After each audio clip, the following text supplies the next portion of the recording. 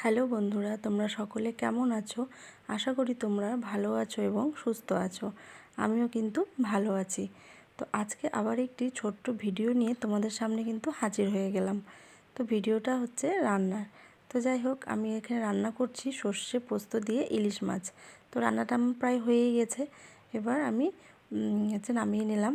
তো এবার আমাদের দুপুরের খাওয়া দাওয়ার পালা। তো তোমরা দেখছোই দুপুরে আমাদের আজকের খাবারে আছে ঢ্যাঁড়স সেদ্ধ, করলা ভাজা, আলু ভাজা আর হচ্ছে সর্ষে পোস্ত দিয়ে ইলিশ মাছ। তো তোমরা জানিও ইলিশ মাছটা দেখতে ঠিক কেমন হয়েছে।